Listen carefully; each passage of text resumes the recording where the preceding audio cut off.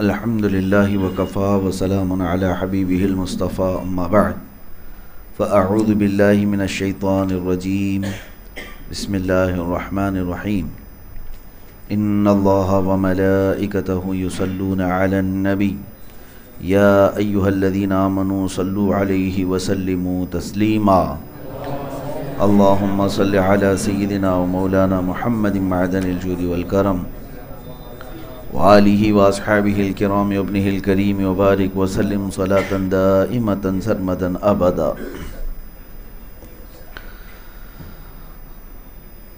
بسم اللہ الرحمن الرحیم۔ یا ایہا الذین آمنوا کونوا قوامین بالقسط شہداء للہ ولو علی انفسکم او الوالدین والاقربین ان یکن غنیا او فقیرا فاللہ اولی بہما فلا تتبعوا الهوى أن تعدلوا وإن تلووا أو تعرضوا فإن الله كان بما تعملون خبيرا صدق اللہ مولانا العظیم۔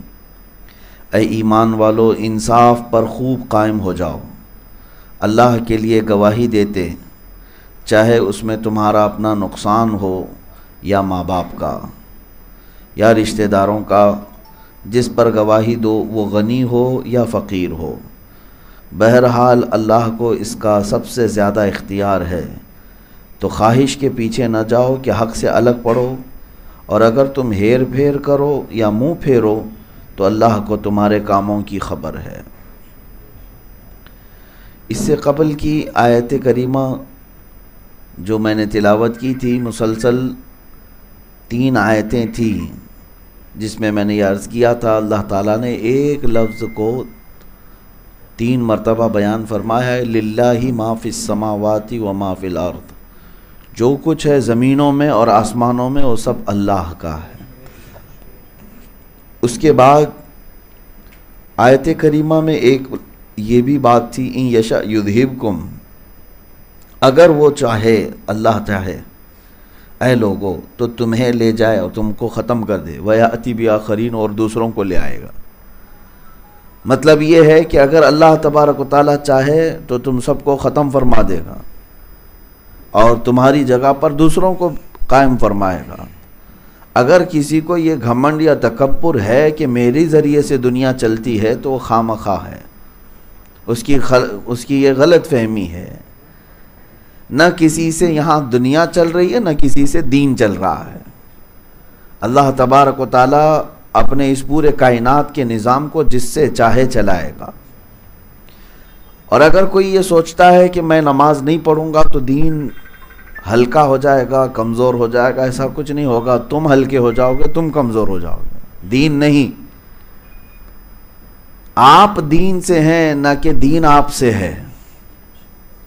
اور اس آیت کے حصے کو ہمیشہ یاد رکھیں کہ اگر اللہ چاہے گا تو تمہیں ہٹا دے گا، ختم کر دے گا، اور تمہاری جگہ پر دوسرے کو لے آئے گا۔ وَكَانَ اللَّهُ عَلَى ذَلِكَ قَدِيرًا، اور اللہ کو اس کی قدرت ہے، اللہ تبارک و تعالیٰ کو اس کی قدرت ہے۔ جب اس نے اپنی زمین پر کچھ قوموں کو بسایا، نبیوں کو بھیجا اطاعت اور فرما برداری کے لیے، لیکن انسانوں کے پاس جب مال زیادہ آ گیا اور غرور و تکبر بڑھ گیا تو وہ اپنے رب سے ہی منہ پھیر لیے، اور انہیں ایسا لگنے لگا کہ ہم جو چاہیں گے زمین پر وہی کر سکتے ہیں۔ تو پھر رب تعالیٰ نے کبھی ایک ہوا بھیجی اور سب کو ہلاک کر دیا، کبھی ایسا ہوا کہ ایک چیخ، ایک آواز کے ذریعے سے سب کو سن کر دیا گیا، کبھی زمین کو اٹھا کر کے پلٹ دیا گیا، اور پھر انسانوں کو ان کی اوقات بتائی گئی کہ تمہاری اوقات صرف اتنی ہے۔ میرے عزیزو، اس آیت سے انسان کو غرور اور تکبر سے بہت دور چلے آنے چاہیے۔ تمہارے سے کوئی بھی نظام نہیں ہے، اللہ تبارک و تعالیٰ نے آپ کو زندہ رکھا، یہی بہت بڑی بات ہے۔ ایک بڑے بزرگ ہیں حضرت ابو بکر شبلی رحمۃ اللہ علیہ، آپ نے سنا ہوگا سلسلہ قادریہ کے، بہر شبلی شیر حق دنیا کے کتوں سے بچا۔ آپ سے پوچھا گیا کہ حضور کرامت کیا ہے؟ اولیاء اکرام کی کرامتیں ہوتی ہیں، تو اس میں ہم نے سنا ہے کہ آپ کی کرامتیں ہیں، کوئی کرامت بتائیں۔ حضرت ابو بکر شبلی فرماتے ہیں سب سے بڑی کرامت تو یہ ہے کہ گناہوں کے بعد بھی میں زمین پہ زندہ کھڑا ہوں۔ یعنی یہ ہر انسان کے لیے ہے۔ انہوں نے فرمایا کہ اگر دیکھا جائے عدل کے اعتبار سے، انصاف کے اعتبار سے، تو اس رب ذوالجلال کی زمین پر چلنے کے بھی لائق نہیں تھا، اور اس نے ہمیں ویسے ہی چھوڑا رکھا ہے، زندہ رکھا ہے، یہی تو کرامت ہے۔ اور ہم سب کے لیے بھی میرے عزیزو یہ بات ذہن سے نکال دینی چاہیے کہ ہم سے نظام نہیں ہے، یہ اللہ تعالیٰ کا احسان ہے جو ہمیں زندہ رکھ کر اپنے دین کی خدمت لے رہا ہے۔ اور جسے یہ غرور و تکبر آتا ہے وہ اوندھے منہ گر جاتا ہے، بہت جلدی رب تبارک و تعالیٰ اسے فنا کی منزل پہ لے جاتا ہے۔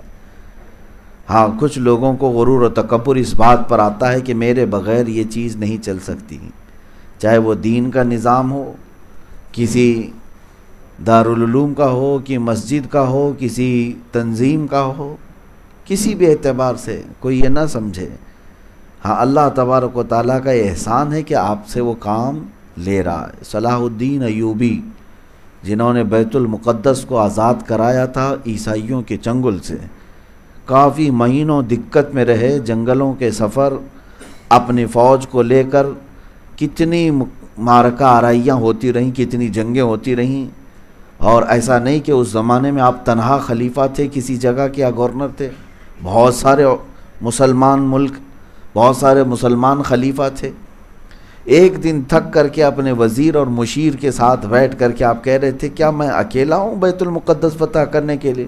بیت المقدس تو سارے مسلمانوں کا قبلہ اول ہے، سارے لوگ اس کی بازیابی کے لیے کوشش کرتے، میں اپنے گھر والوں سے دور ان بیابانوں میں اپنے فوج کے ساتھ مصیبتیں کاٹ رہا ہوں، مشقتیں جھیل رہا ہوں، مجھے بھی تو گھر پہ آرام کرنے کا موقع ملنا چاہیے۔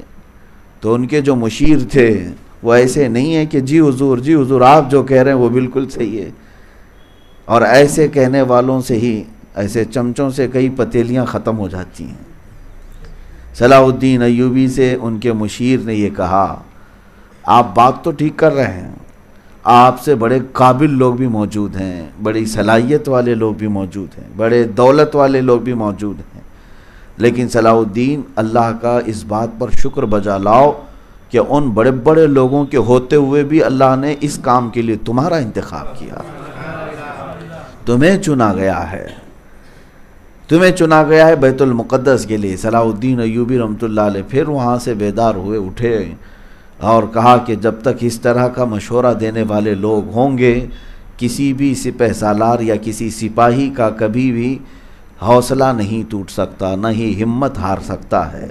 عزیزان گرامی وقار، بات میں یہاں پر یہ عرض کرنا چاہتا ہوں کہ ہمیشہ اس بات کو محسوس کریں کہ اللہ تعالیٰ کا احسان ہے، وہ جب تک چاہے آپ کو اپنے دین کی خدمت لے یا اس زمین پر رکھے، اور اگر وہ چاہے تو تم سب کو ہٹا دے گا، ختم فرمائے گا۔ بغداد کو ہم نے دیکھا ہے کہ مسلمانوں کے قبضے میں تھا، مسلمانوں کے زیر نگین تھا، لیکن کبھی کبھار بدعملیاں بڑھ گئیں یا پھر جو بھی حالات ہوئے، دیکھا گیا کہ قتل عام ہوا سارے مسلمانوں کا، سارے لوگ ختم کر دیے گئے، اور پورا کا پورا نظام ختم ہوا، تتاریوں کے ہاتھ میں آیا۔ لیکن اللہ تبارک و تعالیٰ نے انہی تتاریوں میں ایمان کی دولت بھی داخل فرمایا، جس کو اقبال نے کہا نا، حرم کو مل گئے پاسباں صنم خانے سے۔ کبھی اللہ تعالیٰ چاہے تو وہاں سے کسی کو اٹھائے گا اپنے دین کی خدمت کے لیے، یہ بات بعید نہیں ہے، کفار و مشرکین کے نرغے سے بھی کوئی اٹھے گا بیت اللہ کی حمایت کے لیے اور اس کی حفاظت کے لیے۔ اب اس آیت کریمہ کے بعد جو آج میں نے تلاوت کی ہے اس آیت پر ہم آتے ہیں۔ اللہ تعالیٰ نے یہاں پر ایک تنبیہ فرمائی مومنین کے لیے، وہ کیا ہے؟ ہم سب کی زندگی میں اس چیز کا ہونا بہت ضروری ہے۔ اللہ تعالیٰ فرماتا ہے انصاف پر خوب قائم ہو جاؤ، عدل کرو اپنی زندگی میں، کونوا قوامین بالقسط، عدل پر پورے کے پورے قائم ہو جاؤ۔ مسلمان کا مطلب ہے کہ وہ عدل و انصاف کو لے کر رہے۔ کس چیز میں انصاف کرے؟ زندگی کے ہر پہلو میں وہ انصاف کرے۔ صرف انصاف کا مطلب لوگ یہ سمجھتے ہیں کورٹ کچہری میں انصاف کرنا ہے، بلکہ انصاف تمہارے پل پل میں ہے۔ تم اگر اپنی زندگی میں اکیلے بھی ہو تو تم کو بھی حکم ہے کہ انصاف کرو۔ کس طرح سے؟ آپ کو میں انصاف کی باریکیاں بھی اگر بتاؤں کہ صحابہ کو حضور کیسی تنبیہ فرماتے۔ حضرت سلمان فارسی رضی اللہ تعالیٰ عنہ نماز کے لیے کھڑے ہو جاتے تو رات رات کھڑے ہو جاتے تھے۔ ان کی عورت نے شکایت کی کہ یہ پوری رات کھڑے ہو جاتے ہیں اور کبھی میرے پاس آتے ہی نہیں ہیں، عبادت میں اس طرح سے مشغول ہو جاتے ہیں۔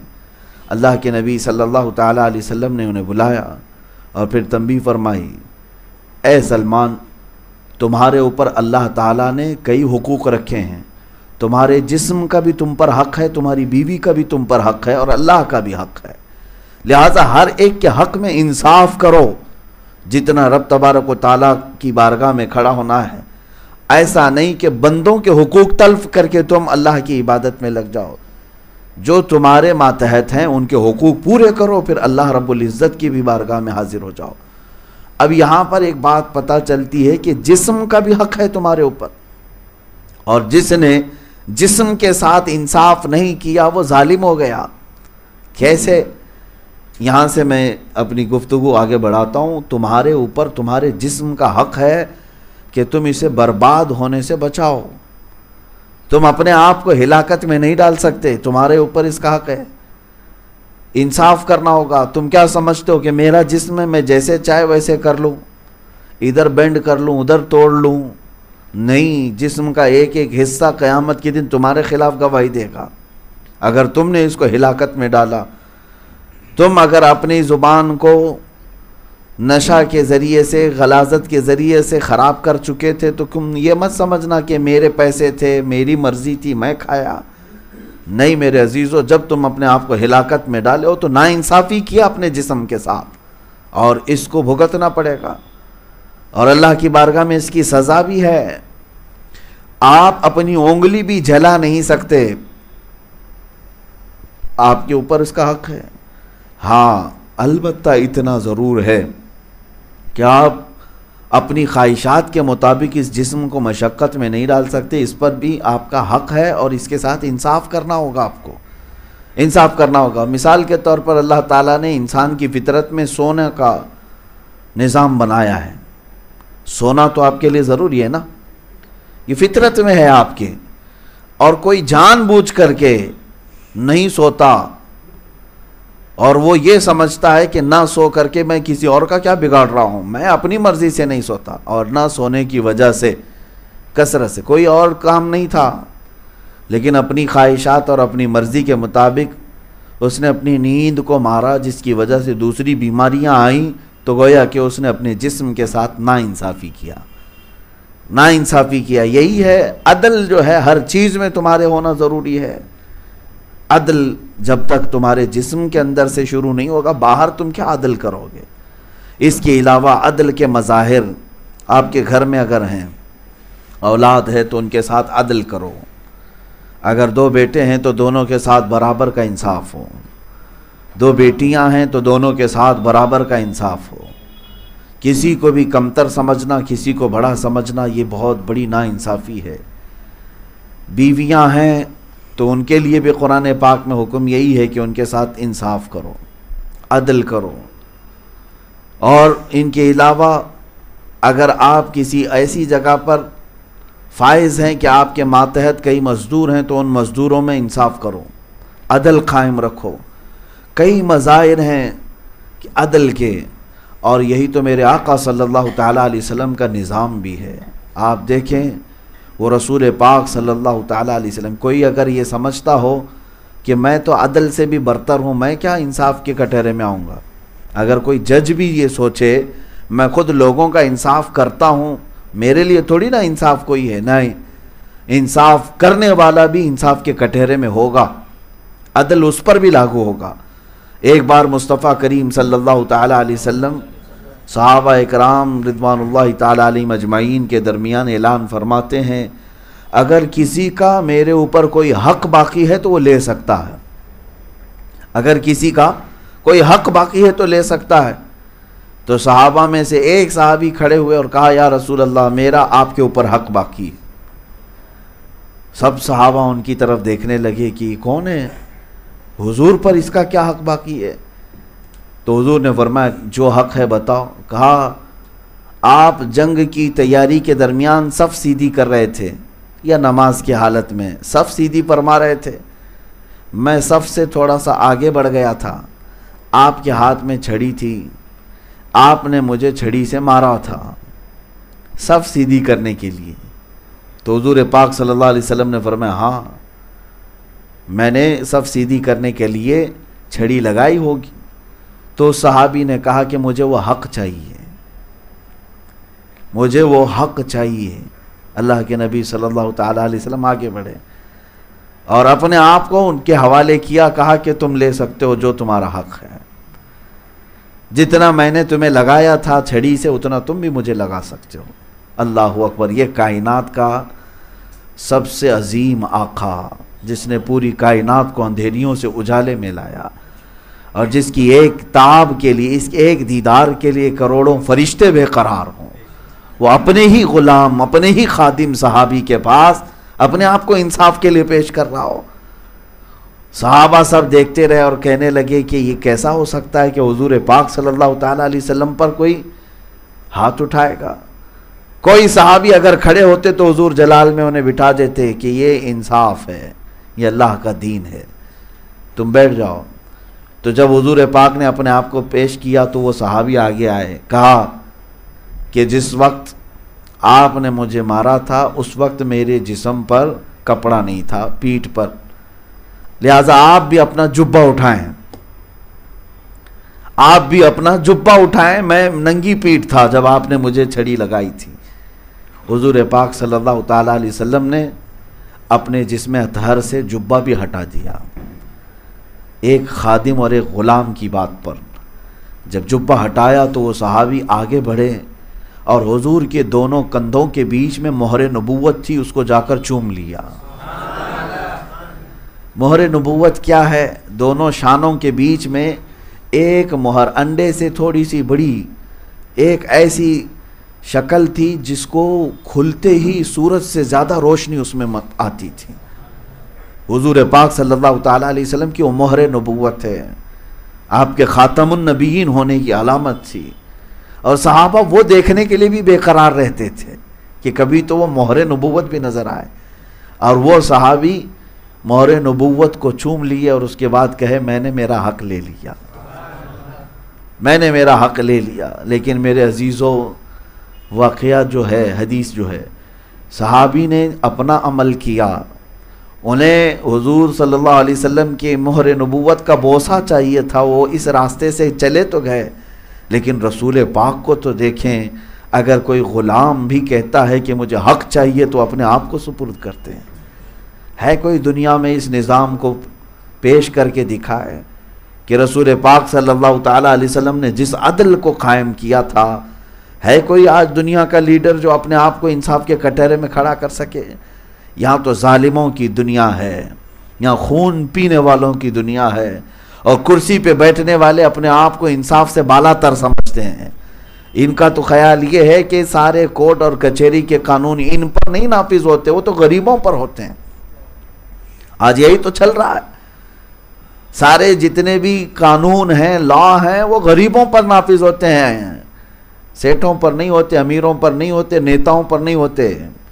نیتا کے لیے دیکھیں سارے وہ سگنل بھی توڑتا ہوا چلا جائے، اس کے لیے کوئی چالان نہیں ہے۔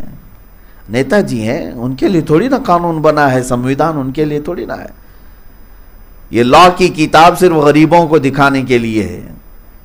وہ 2 نمبر کا کاروبار کرتے رہے، کوئی ریڈ نہیں پڑے گی، چلتے رہیں گے۔ ہاں، کرسی سے اتر گئے تو ساری ریڈ پڑے گی، کرسی سے ہٹ گئے تو ڈپارٹمنٹ کی بھی اور اللہ کی طرف سے بھی، فرشتوں کی بھی پڑتی ہے۔ یہ دنیا کا نظام ہم نے دیکھا ہے میرے عزیزو، اور یہی کی بات نہیں کر رہا ہوں، جو بنام مسلمان ملک ہیں آج، ان کا بھی حال یہی ہے۔ آج چاہے وہ سعودی ہو، امارات ہو، یا پھر کویت، بحرین، یہ سب ممالک بظاہر ہاتھی کے دانت ہیں، جو جبے کبے میں مسلمان نظر آتے ہیں، لیکن انہوں نے انصاف کا خون کیا ہوا ہے۔ عدل نام کی کوئی چیز نہیں ہے۔ ان کے شہزادے، ان کے گھروں میں پلنے والے عیاش، ان کے بیٹے نہ جانے کتنی عورتوں کی عزت لوٹ لیں، پھر بھی ان کے لیے قانون نہیں ہے۔ ہاں، اگر وہی کوئی غریب سے یہ سرزد ہو جائے تو صرف موت کی بھی سزا ہے، وہ موت کے کٹہرے تک بھی جا سکتا ہے۔ تو دنیا میں نظام مصطفیٰ صلی اللہ تعالیٰ علیہ وسلم کی مثال کوئی نہیں لا سکتا۔ حضور اکرم صلی اللہ تعالیٰ علیہ وسلم کے زمانے میں ایک خاتون چوری میں پکڑی گئی، ایک خاتون، بنو مخزوم قبیلے کی ایک خاتون پکڑی گئی۔ قرآن کا فرمان تھا والسارق والسارقۃ فاقطعوا ایدیہما جزاء بما کسبا نکالا من اللہ، چور ہو یا چورنی ہو، جب پکڑے جائیں تو ان کا ہاتھ کاٹا جائے گا، یہ اللہ تعالیٰ کی طرف سے سزا ہے۔ اب چوری کی مقدار ہے، کتنی چوری کیا ہو اور پہلے کون سا ہاتھ کاٹا، یہ سب قضا سے متعلق قوانین ہیں۔ آپ نے صرف اتنا ہی سنا ہوگا کہ ہاتھ کاٹا جائے گا، اس کے بہت سارے پروسیس ہیں، ثابت ہونا چاہیے، گواہ ہونا چاہیے، اور پھر اس چور نے کتنی مقدار میں چوری کیا اور کون سی چیز کی چوری کیا، بڑے مسائل ہیں۔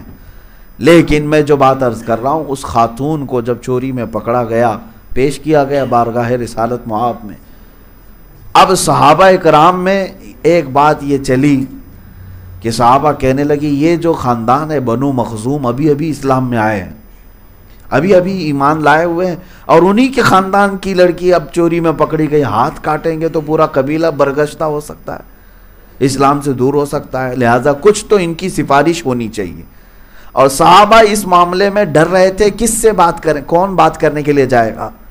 حضرت اسامہ بن زید بڑے لاڈلے تھے حضور کے، حضور پاک صلی اللہ علیہ وسلم کے گھر میں آنا جانا اچھا خاصا تھا، کیونکہ حضور کے غلام زادے تھے۔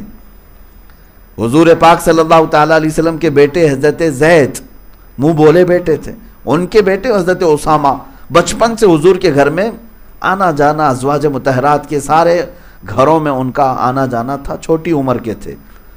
تو سارے صحابہ نے حضرت اسامہ کو تیار کیا کہ جاؤ حضور سے یہ بات کہو کہ یہ جو خاندان کی لڑکی پکڑی گئی ہے اس کے ساتھ تھوڑا سا رعایت کی جائے، اسے چھوٹ دی جائے، یا پھر جو سزائے الہی ہے اس میں تھوڑا سا کمی کر دی جائے۔ حضرت اسامہ صحابہ کے ریپریزنٹیٹیو بن کر کے گئے، ان کے نمائندے بن کر کے گئے، اور حضور پاک صلی اللہ تعالیٰ علیہ وسلم کے پاس آئے، کہا یا رسول اللہ صلی اللہ علیہ وسلم، سب کا خیال یہ ہے کہ بنو مخزوم قبیلہ ابھی ابھی اسلام میں آیا اور انہی کی لڑکی پکڑی گئی اور آپ سزا سنا رہے ہیں، اس کو ہاتھ کاٹا جائے گا۔ حضور پاک صلی اللہ تعالیٰ علیہ وسلم نے حضرت اسامہ سے کہا یہ بات کس نے کہا تم سے؟ وہ ڈر گئے، کہا سارے صحابہ کا اس طرح خیال تھا۔ اللہ کے نبی صلی اللہ تعالیٰ علیہ وسلم جلال میں اپنے حجرے سے باہر آئے، سیدھے ممبر پر کھڑے ہو گئے، اور اللہ کے رسول صلی اللہ علیہ وسلم نے اس وقت جو خطبہ دیا، حضرت اسامہ کو بھی زجر کرتے ہوئے فرمایا کیا تو اللہ کے حدود میں سے کسی حد میں سفارش کرنے آیا میرے پاس، اللہ کے حدود میں؟ اور پھر حضور پاک صلی اللہ علیہ وسلم کے جلال کا انداز یہ تھا، فرماتے ہیں لو فاطمہ بنت محمد سرقت لقطعت یداہا، سنو ہے لوگو، محمد کی بیٹی فاطمہ سے بھی اگر یہ کام ہوتا تو میں اس کے بھی ہاتھ کاٹتا، میں اس کے بھی ہاتھ کاٹ دیتا۔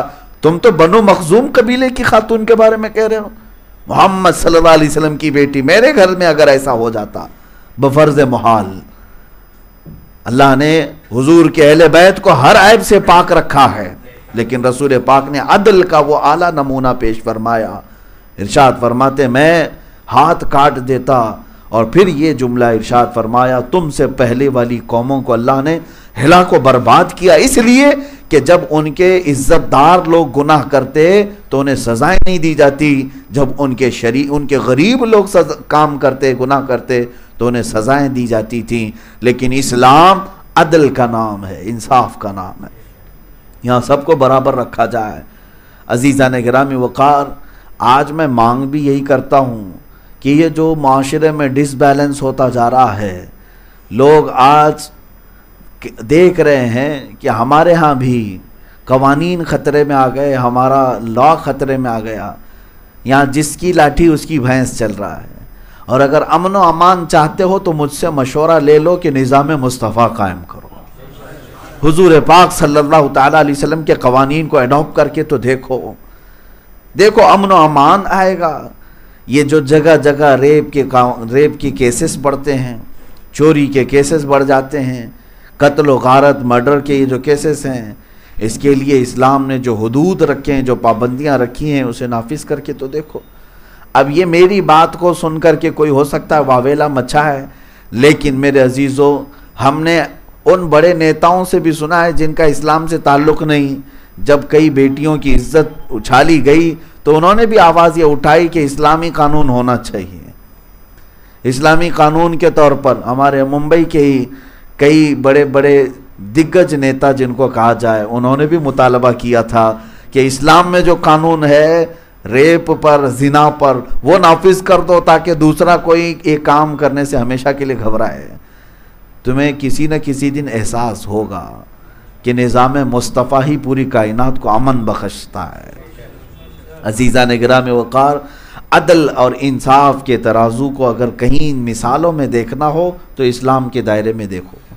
باقی سارے لوگ، نوشیرواں نام کا ایک بادشاہ تھا جس کا عدل مشہور تھا کہ نوشیرواں عادل بادشاہ تھا، لیکن بڑا عادل بادشاہ جس کے عدل مشہور تھے اس کے بھی بارے میں تاریخ میں ہم نے پڑھا تو ایک مرتبہ اس کے خلاف کسی عورت نے کچھ مقدمہ کیا تھا یا کچھ معاملہ ہوا تھا تو اس کو پہاڑ کی چوٹی سے ڈھکیل کر گرا دیا گیا تھا۔ یہ وہ عادل لوگ ہیں جن کا عدل مشہور ہے۔ میرے عزیزو، رسول پاک صلی اللہ تعالیٰ علیہ وسلم کے نظام میں ایسا کوئی عدل کے خلاف کام کرنے والا تمہیں نظر نہیں آئے گا۔ وقت کا خلیفہ بھی، حتیٰ کہ حضرت عمر ابن خطاب رضی اللہ تعالیٰ عنہ جب خلیفہ تھے، جانتے ہیں آپ، جو گورنر آپ نے منتخب کیے ہوئے تھے، ہر شہر کا ایک گورنر، ہر مہینے ان کی خبر گیری کے لیے قاصد بھیجتے تھے، یہ گورنروں کو دیکھ کر کے آؤ کس شان سے رہ رہے ہیں۔ اگر کسی گورنر کے پاس عمدہ نسل کا گھوڑا دیکھتے تو دوسرے دن اس گورنر کو طلب کر لیتے تھے کہ یہ گھوڑا تمہارے پاس کہاں سے آیا، کہیں پیسوں کی لین دین ہیرا پھیری تو نہیں شروع کر دیا، آپ کو شہر کا گورنر بنایا گیا، تمہارے پاس گھوڑا کیسے آیا۔ انہیں حساب دینا پڑتا حضرت عمر فاروق کے پاس۔ اگر کوئی نیا گھوڑا خرید بھی لیتا، گورنر کی بات کر رہا ہوں، ہاں، حضرت عمر فاروق کے نظام میں یہ تھا کہ عام آدمی جو چاہے خرید لے، لیکن گورنر کی سیٹ پر بیٹھنے والا اگر ایک سواری نہیں خرید لیتا تو اس سے باز پرس ہونا شروع ہو جاتی۔ یہاں تک کہ اگر کوئی قیمتی لباس پہنتا تو حضرت عمر اسے طلب کرتے اور دوسرے گورنر کو وہاں بھیج دیتے، آؤ تم مسجد نبوی میں بیٹھو، اعتکاف میں بیٹھو، اب تمہارا کام عبادت کا ہے۔ گورنری ان سے ختم کر دی جاتی۔ اب یہاں سے ایک بات میں یہ بھی بتا دوں، حضرت خالد بن ولید، کون نہیں جانتا سیف اللہ کو، زندگی میں 125 جنگیں لڑیں اور ہر جنگ میں اللہ نے انہیں فتح عطا فرمایا۔ لیکن جانتے ہیں حضرت عمر فاروق رضی اللہ تعالیٰ عنہ کا زمانہ آیا، حضرت خالد کب سے لڑ رہے ہیں؟ حضور کے زمانے سے، حضرت ابو بکر کے زمانے میں، حضرت عمر کے زمانے میں بھی جنگوں میں شرکت کرتے رہے، لیکن سپہ سالار آپ ہی رہتے تھے، اکثر جنگوں کا سپہ سالار آپ کو رکھا جاتا تھا۔ حضرت عمر آئے تو حضرت خالد بن ولید کو ان کے عہدے سے معزول کر دیا۔ لوگوں کو ایسا لگتا ہے کسی کو عہدے سے ہٹا دینا یہ عیب کی بات ہے۔ حضرت عمر، اور وہ بھی کس کو معزول کر رہے ہیں؟ خالد بن ولید کو، جن کو خود رسول اللہ نے سیف اللہ کہا ہے۔ اور حضرت خالد نے کوئی اعتراض نہیں کیا کہ مجھے کیوں ہٹایا گیا، مجھ سے بڑا کوئی جنگجو ہے، مجھ سے بڑا کوئی سپہ سالار ہے۔ ہٹ گئے، اپنے گھر پر آرام فرمانے لگے۔ حضرت عمر ابن خطاب رضی اللہ تعالیٰ عنہ کے پاس کئی لوگ آئے، امیر المومنین، دیکھیں اسلام کا کیسا نظام ہے۔ کہا کہ آپ کو ان سے کیا مطلب تھا؟ وہ جس جنگ میں جاتے ہیں فتح ان کے قدم چومتی ہے، کامیابی ان کے قدم چومتی ہے، اور فتح کا جھنڈا گاڑ کر آتے ہیں، آپ نے انہیں معزول کر دیا۔ سنیں سیدنا عمر ابن خطاب کیا فرماتے ہیں، اللہ ہو، ایمان ہو تو ایسا ہو، فرماتے ہیں خالد بن ولید کی ساری صلاحیتیں اپنی جگہ پر، ان کی قیادت، ان کی سپہ سالاری اپنی جگہ پر، میں نے معزول اس لیے کیا کہ دنیا کو یہ پتہ چلے کہ ہم جو فتح حاصل کرتے ہیں وہ خالد کی وجہ سے نہیں، اللہ کی وجہ سے۔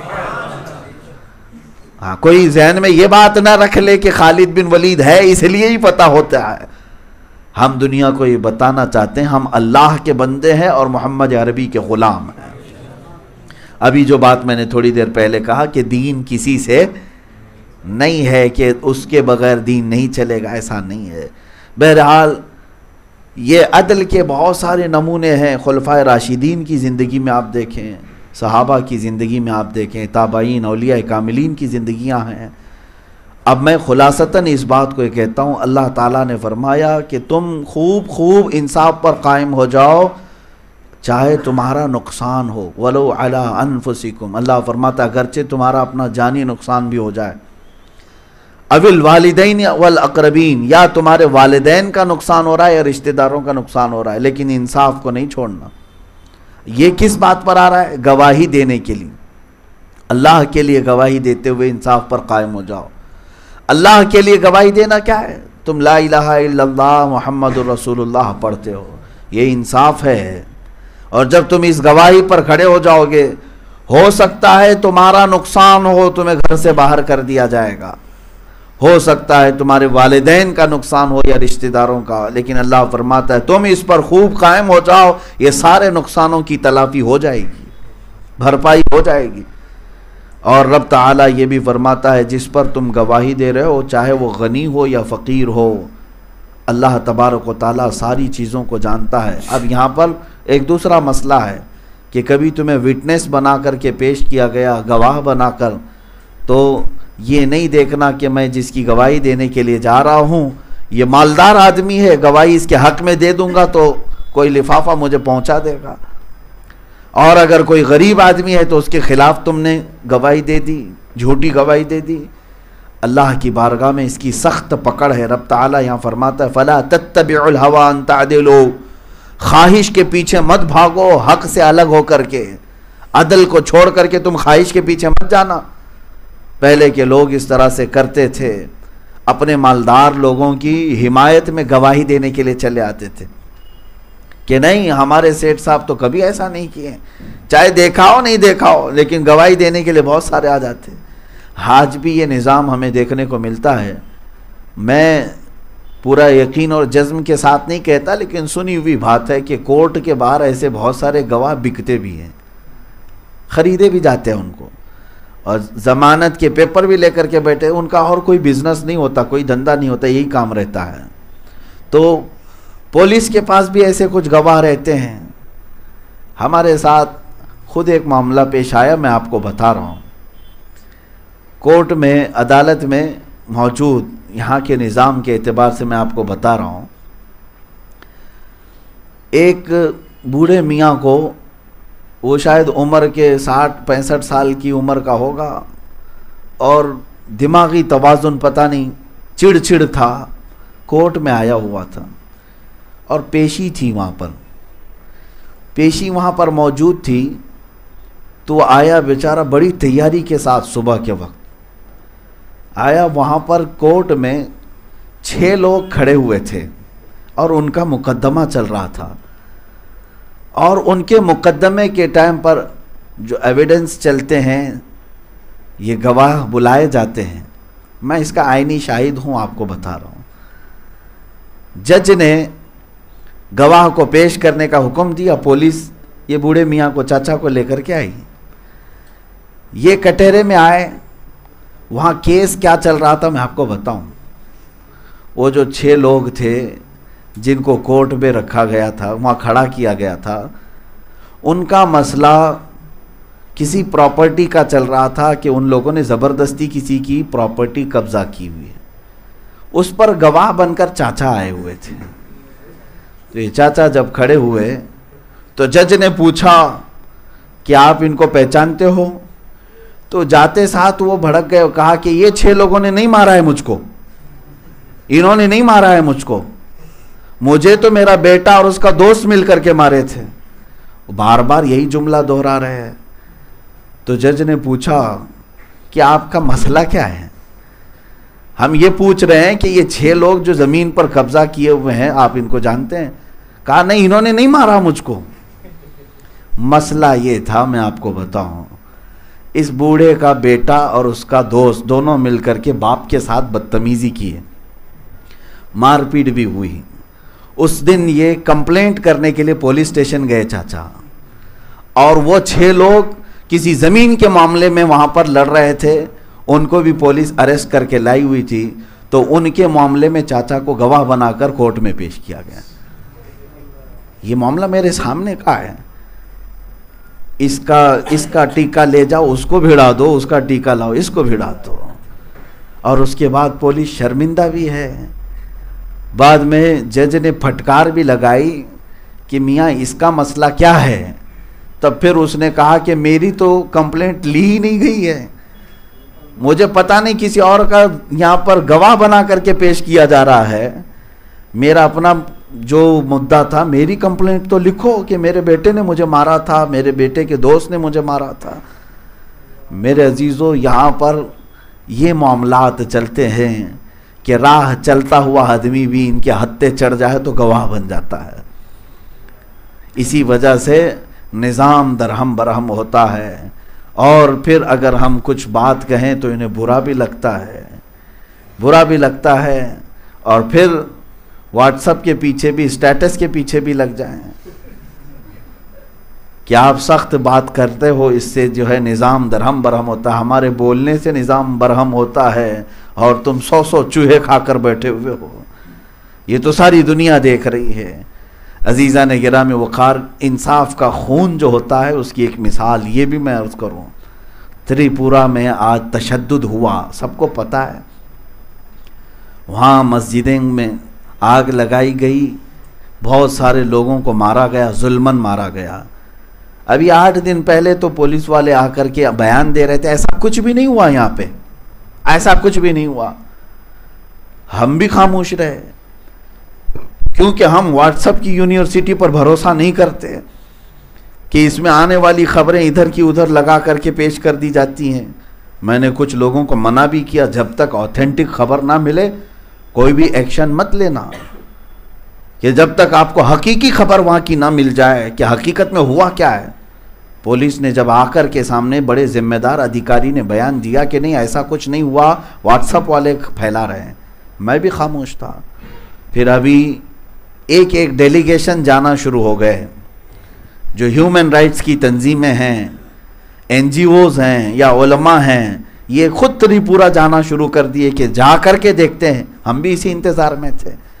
اب 1-2 تنظیمیں وہاں خود جا کر کے دیکھیں تو کئی مسجدیں حقیقت میں جلی ہوئی تھیں، آگ لگی ہوئی تھی، وہاں پر راکھ کا ڈھیر تھا۔ تو پھر آخر یہ کون لگایا تھا؟ آپ تو کہہ رہے تھے یہاں ایسا کچھ بھی نہیں ہوا۔ UN کے بڑے ذمہ دار ادارے تک یہ بات پہنچ گئی۔ ہاں، امریکی ایک ادارہ ہے جو مذہبی تشدد کے خلاف پوری دنیا میں کام کرتا ہے، انہوں نے ایک رپورٹ یہ پیش کی کہ تریپورہ میں ظلماً تشدد کیا گیا مسلمانوں کی مساجد کے ساتھ، وہاں سے رپورٹ آنے لگی۔ اب یہ باہر آ کر کے کہنے لگے ہاں ہوا تو ہے، لیکن ہمارے علاقے کے لیے نہیں، باہر کے لوگ آ کر کے گئے۔ ابھی تو آپ کہہ رہے تھے کہ کوئی چور ہے ہی نہیں، وہ تو لومڑی ہے، تھوڑے دنوں کے بعد کہنے لگے کہ نہیں ہاں چوری تو ہوئی ہے، لیکن وہ ہمارے ہاں سے نہیں، باہر سے آ کر کے کی۔ اب میں آپ کو بتاؤں، ریلی نکال کر پرتشدد نعرے لگانے والے ایک طرف، مسجدوں کو آگ لگانے والے ایک طرف، مار پیٹ کرنے والے، خونہ خونی کرنے والے ایک طرف، لیکن ان غریب مظلوموں کی درد فریاد رسی کے لیے جو گئے، 2 دن کی بات کہہ رہا ہوں، دلی سے علماء کا ایک ڈیلیگیشن گیا تریپورہ میں، جس میں ہمارے عزیز علماء بھی موجود ہیں۔ وہاں جب جا کر کے وہ حالات معلوم کر رہے تھے تو پولیس آ کر کے ان کو اریسٹ کر کے لے گئی اور ان پر UAPA کا قانون لگا کر اندر ڈال دیا۔ یہ کوئی عام لوگ نہیں تھے، تحریک فروغ اسلام ایک ذمہ دار تحریک پورے ہندوستان بھر میں کام کر رہی ہے، اس کے صدر اور دوسرے علماء وہاں پر پہنچے تو بغیر کسی جرم کے پولیس نے 3 دن، اب تیسرا دن ہے، انہیں اندر رکھا ہوا ہے۔ مجھے ایڈوکیٹس کے ذریعے سے یہ سننے میں آیا کہ ان پر سخت دھارا لگائی گئی۔ پہلے تو وہ لوگ مجھ سے رابطے میں تھے، بتا رہے تھے کہ ہم کو یہ کہہ کر کے لے جایا گیا کہ آپ کی سیکورٹی کو خطرہ ہے، آپ آئے ہمارے ساتھ، SP صاحب بات کریں گے۔ وہاں لے جا کر کے میٹنگ کرتے کرتے ان کو نوٹس پکڑائی آپ کے اوپر ایک دھارا لگتی ہے کہ آپ نے یہاں فساد مچانے کا کام کیا ہے. یہ ہے عدل. کسی غریب کے گھر خیریت پوچھنے جائیں تو آپ فسادی ہو گئے، آپ وہاں کا ماحول خراب کرنے والے ہو گئے. اور جن لوگوں کو تم نے بلا کر ریلیاں کی اور ان کے پیچھے جے جے کے نعرے لگاتے رہے، ان میں سے کتنوں کو گرفتار کیا؟ یہ عدل ہے، یہ انصاف ہے، جس کو آج دنیا تھو تھو کر رہی ہے ان تمام معاملات کو. عزیزان گرامی وقار، یہ چہرہ کب تک چھپا رہے گا؟ اس کو واضح تو کرنا پڑے گا. ان علماء کا کیا قصور ہے مجھے بتائیں؟ وہ دلی کی سرزمین سے چل کر، ان میں سے کسی نے نعرہ لگایا؟ کسی نے جا کر کے وہاں کے مسلمانوں کو بھڑکایا کہ آؤ باہر سڑکوں پر آؤ؟ یہ تو خیر خیریت معلوم کرنے گئے تھے. بس مسئلہ یہ ہے کہ یہ یہاں کے حالات دیکھ کر کے آئیں گے تو ہمارا اصلی چہرہ دنیا کو بتائیں گے، تو ان کو اندر کر دیا ہے، اور وہ بھی سخت دھارا لگا کر. اسی لیے کافی دن پہلے سے میں یہ چیختا رہا، چلاتا رہا، سارا کچھ تو تمہارا ہی ہے، تخت بھی تمہارا، حکومت بھی تمہاری، پولیس بھی تمہاری، سب کچھ تم نے اپنا لیا ہے، اور اب کون سے عدل کی بات ہم ان کے ساتھ کریں گے؟ عزیزان گرامی وقار، یہاں دل درد کرتا ہے کہ انصاف کا خون کرتے کرتے یہ اس منزل کو پہنچ گئے کہ اب یہاں پر نام کی ڈیموکریسی رہ گئی اور اصل میں ڈکٹیٹرشپ قائم ہو گئی. تانا شاہی جس کو کہا جائے، جس کی لاٹھی اس کی بھینس. اس نظام کے خلاف آواز اٹھانے کی ضرورت ہے. اور آج چند علماء اگر گرفتار ہوئے ہیں، سارے علماء اگر یہ سمجھ رہے ہیں کہ ان کے ساتھ ہوا ہے نا، ہمارے ساتھ کیا ہوا، انتظار کرو تمہاری بھی باری آئے گی، باری آئے گی. اس لیے بیداری کے لیے میں بار بار بولتا ہوں کہ اس ظلم کے خلاف آواز اٹھانے کی ضرورت ہے. انشاءاللہ العزیز وقت کے آتے ہی ہمارے اکابر اور ہمارے مشائخ جو فیصلہ لیں گے، ہم انشاءاللہ ان کے فیصلوں کے ساتھ حاضر رہیں گے. ہم تائید بھی کریں گے کہ ہم انصاف کے لیے لڑیں گے، ظلم کے خلاف آواز اٹھائیں گے. قرآن کی وہی تفسیر میں کر رہا ہوں. میرا خدا بھی خود فرماتا ہے کہ انصاف پر خوب خوب قائم ہو جاؤ. اگر کوئی مجرم ہم میں سے ملے تو اسے تم قید کرو، اگر کوئی مجرم تم میں سے ملے تو اسے بھی قید کرو. یہ انصاف پورے دھرتی کو امن کی طرف لائے گا، فساد ختم ہوگا.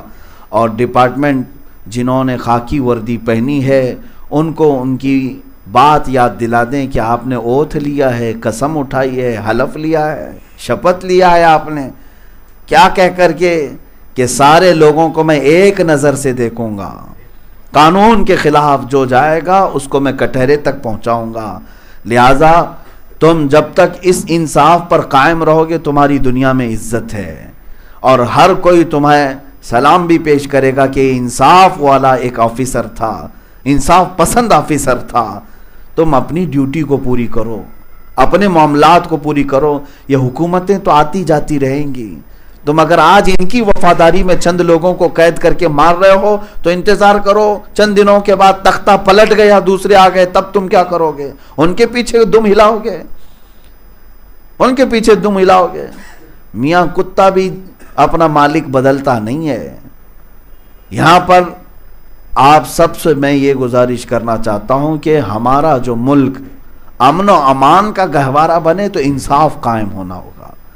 کسی ایک کمیونٹی یا کسی ایک جماعت کو ٹارگٹ کبھی نہ کیا جائے، چاہے وہ ہندو ہوں، سکھ ہوں، مسلمان ہوں، عیسائی ہوں.